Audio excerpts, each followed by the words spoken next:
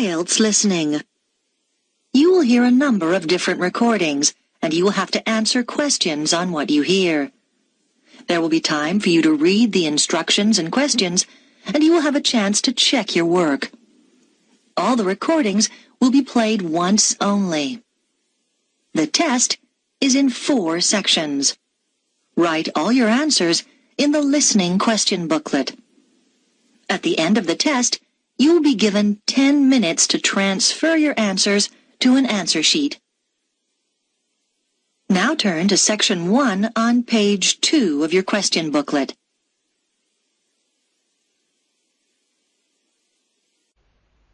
Louise wants to join a video library.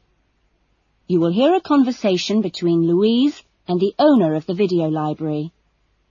First, you have some time to look at questions 1 to 5.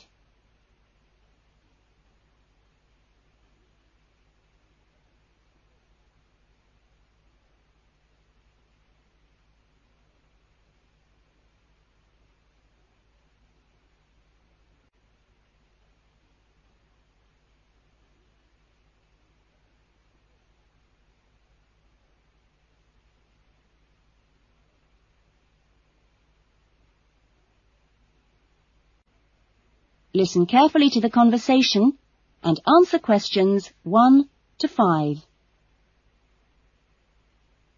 Oh, hello. I'd like to join the video library. OK, would you like to fill in the application form now? Yes, I can do it now. Hold on and I'll get a form. Now, I'll just ask you a few questions and then I'll get you to sign at the bottom. Right. What's your full name? Louise Cynthia Jones. Jones. Yes, that's right. OK. And what's your address? Apartment 1, 72 Black Street, Highbridge. Black Street? That's just round the corner, isn't it? Yes. OK, so the postcode is 2085, right? Yes, 2085. And your telephone number? I need both home and work. Home is 9835-6712, and work is 9456-1309. Do you need any ID or anything like that? Yes, we need your driver's license number. That is, if you have one. Yes, I know it off by heart. It's an easy one. 2020BD. Do you need to see it? Yes, I'm afraid I do. Here. Right, thanks. And could you tell me your date of birth, please? 25 July, 1977. That's the most important part out of the way, but could I just ask you a few questions for a survey we're conducting? Okay. Before the conversation continues, you have some time to look at questions 6 to 10.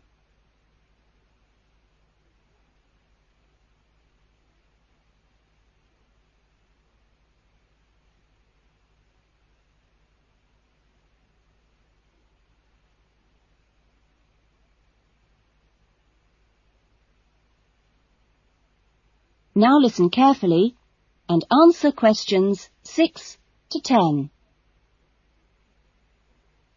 What kind of videos do you prefer to watch? Have a look at this list. Well, I love anything that makes me laugh. I just love to hear jokes and funny punchlines.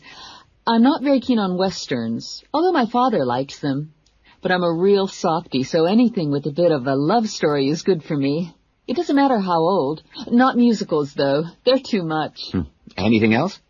I'm completely taken by documentaries of the great outdoors. You know the sort. Animals, plants, and faraway places. I saw a wonderful one on dolphins last week. It was amazing. Now, I think that's all from me, except I need you to sign here on the line. Here's a pen. Oh, and I nearly forgot the membership fee. $25 refundable if you leave the library for any reason. There you are. And do I sign here? Yes, that's it. You can borrow videos now if you like, but your card won't be ready until next week. You can come and pick it up when you bring your first videos back. That is, if you want to take some now. Yes, I'd like to. I'll have a look around. Fine. That is the end of section 1. You will now have half a minute to check your answers.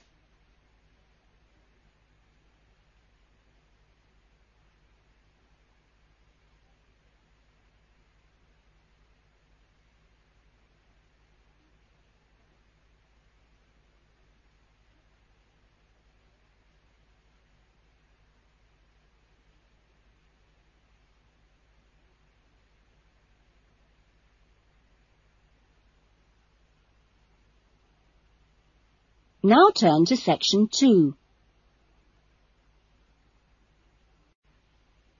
Section 2. You will hear a radio interview about an expedition across the Eterna Mountains. First, you have some time to look at questions 11 to 15.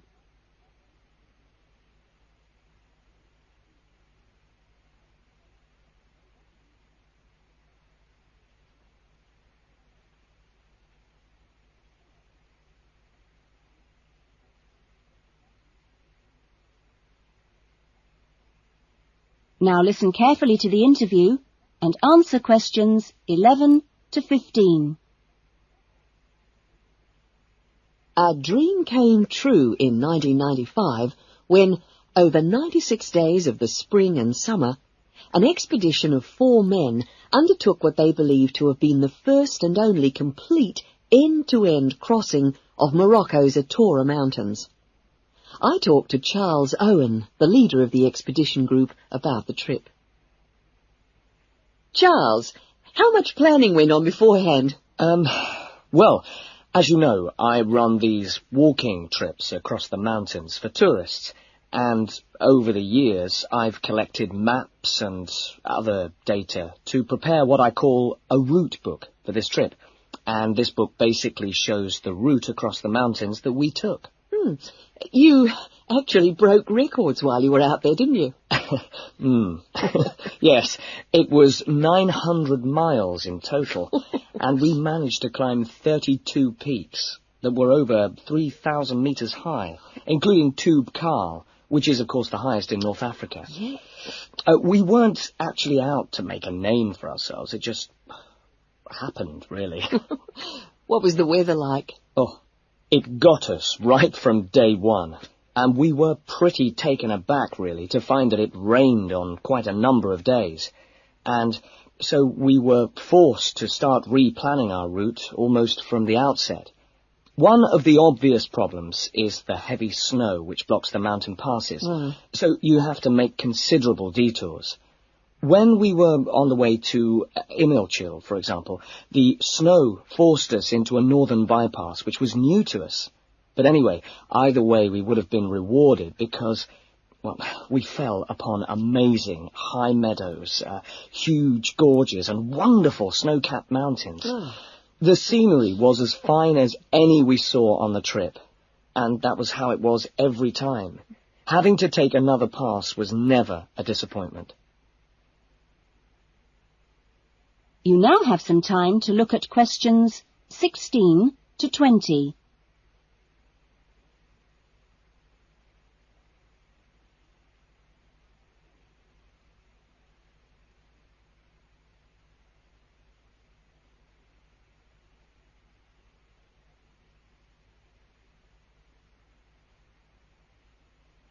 Now listen to the rest of the interview and answer questions 16 to 20.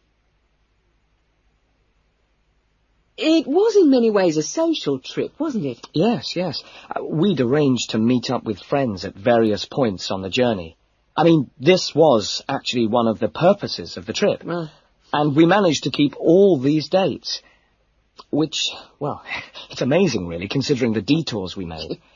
An old friend acted as a sort of transport organizer for everyone, and the Hotel Ali in Marrakesh was a good social base. I'd really recommend it, although I can't remember who runs it. Anyway, groups of friends actually joined us for 3-week stints, and others just linked up with us. Some, whom we hadn't met before the trip at all, tagged on for short bursts, people from the area who just came along for the ride. But outside the major visitor areas like Tube Karl, we only met one other group of travellers like ourselves in the whole 96 days. Were there any bad moments? Well, we took two, I must say, long-suffering donkeys with us to help transport water and tents and things. Yeah. I suppose if we were to do it all again, we'd probably hire donkeys along the way. Oh. Taza and Tamri, as we called them, after the last places in the trip, well, they made quite a unique journey between them. But it was continuously demanding for them. On both the really high summits, they took diversions that were quite out of character, and I can only assume that it must have been due to tiredness. Well, thank you. And Charles has put together a video about this journey and continues to lead groups to the Eterna Mountains. So if you want further information... That is the end of section 2. You will now have half a minute to check your answers.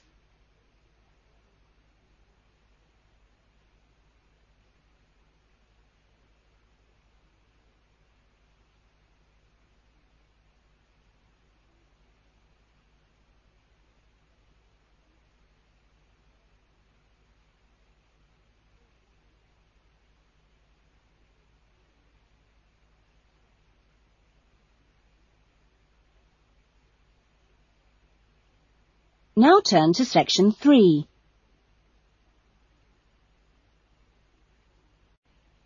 Section 3. You will hear two new students, Jane and Tim, talking about their university studies. First, you have some time to look at questions 21 to 25.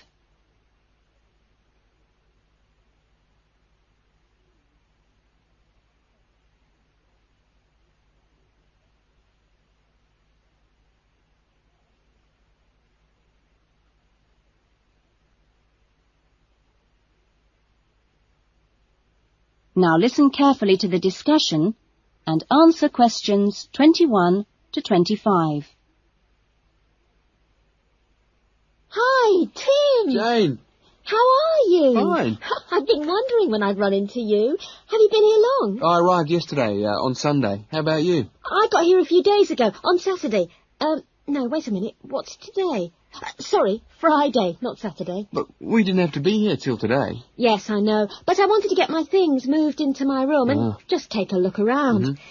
So, did you decide to do English in the end? No, I changed my mind and opted for history instead. Ah. And you're doing biology, if I remember correctly. Yes, although to start with, I couldn't decide between that and geography. How much reading have you got?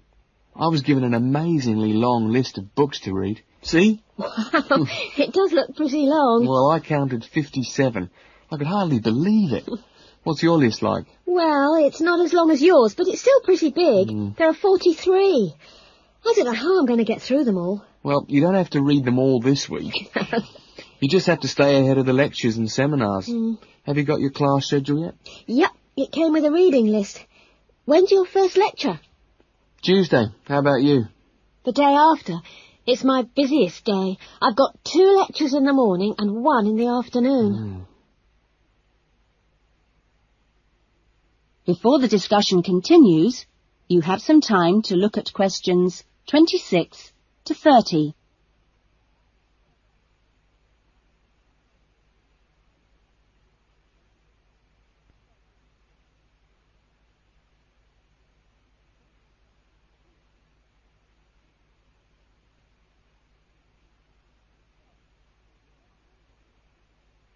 Now listen carefully and answer questions 26 to 30. It's going to be different from school, isn't it? Yeah, particularly the lectures. Have you got any special strategy for listening to lectures? Well, I'm going to use a cassette recorder and record them all. What? Are you allowed to? Sure. Lots of people do it nowadays. It means you can listen to the lectures all over again later and make really good notes. I couldn't do that. I like to take notes as I'm listening. I usually find I get all the important points. Reading is different, of course. My approach is to skim the book first to see what's important and what isn't. It saves hours of time. But what if you miss something? You don't mean you're going to read every word, do you? Well, Well, that's what I usually do. Well, that's up to you, but I think you're crazy. Oh. What's your first lecture on, anyway? Oh, it's a lecture on the French Revolution. The French Revolution, how boring. Oh, it's not boring at all. It was an amazing period of history. It changed everything in Europe. So what's your first lecture about? It's about animal behaviour. It sounds really interesting. Look, I was on my way to the library. I'm going to get some of these books out and start reading for the first essay I've got to write. And what have you got to write about? No, you'll never believe it. I think our professor must have a sense of humour.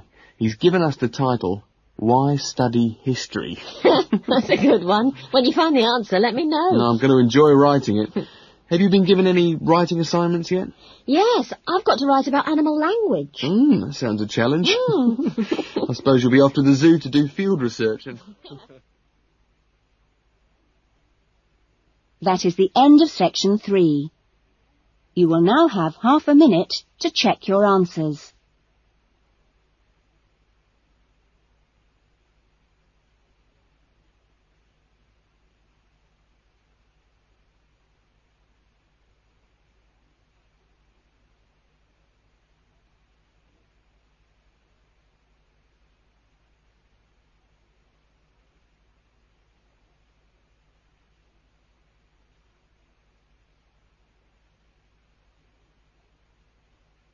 Now turn to section 4.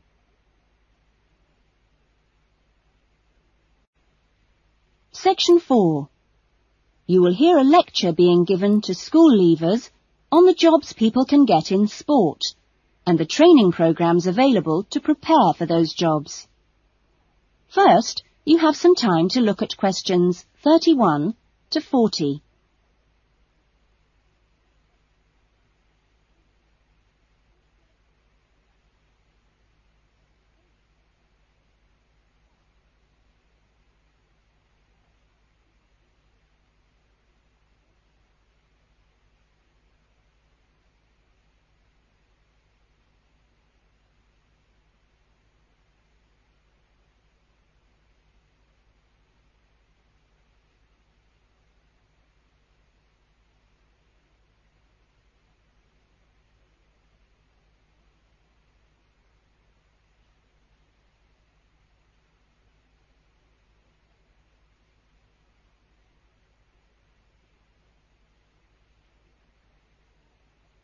Now listen carefully to the lecture and answer questions 31 to 40.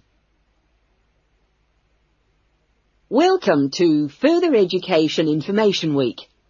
This is the Physical Education Faculty session, and I'm the head of the faculty.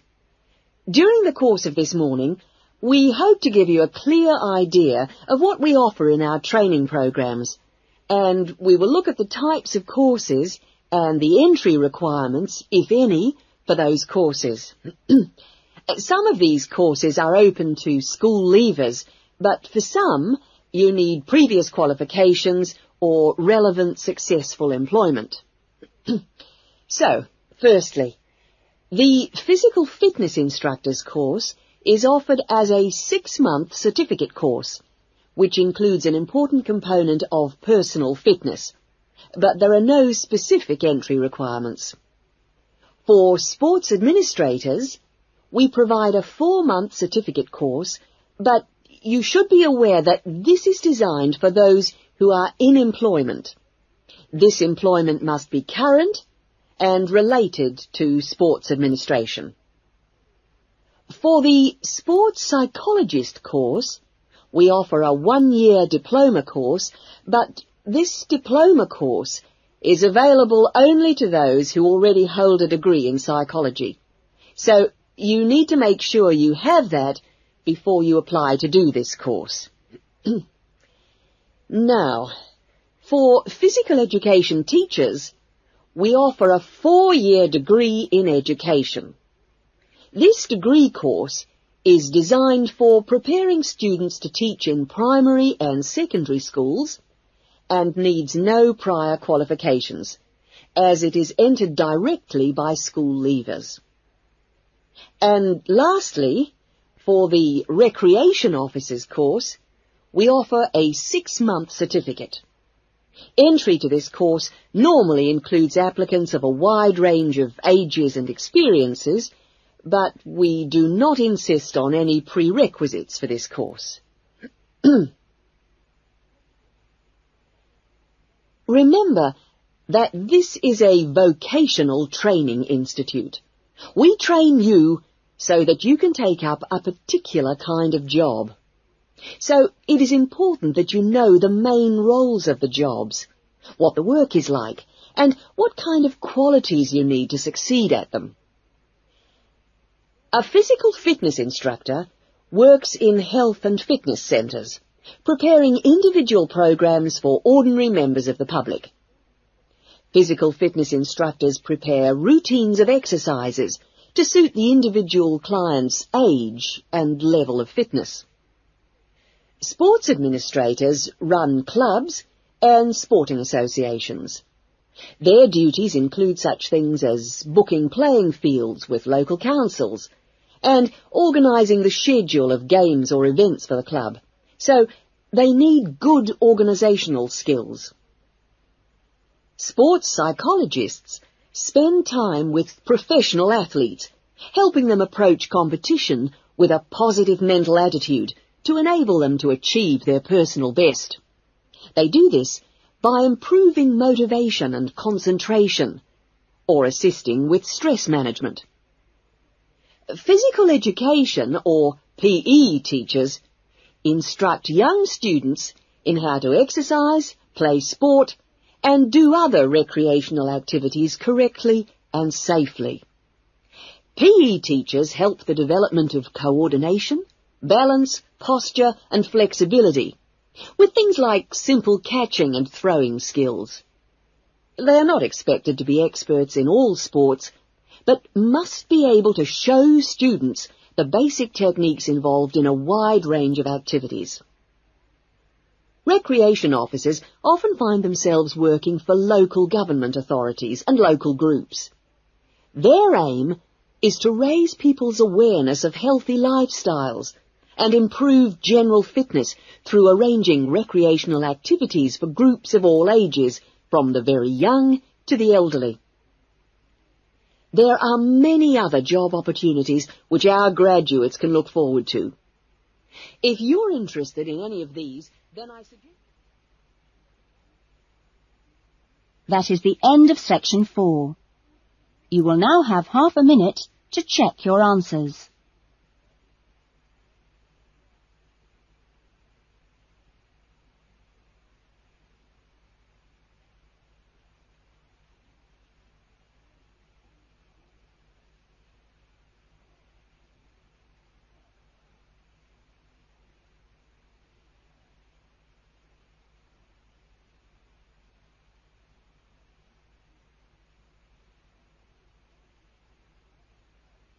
That is the end of the listening test. In the IELTS test, you would now have 10 minutes to transfer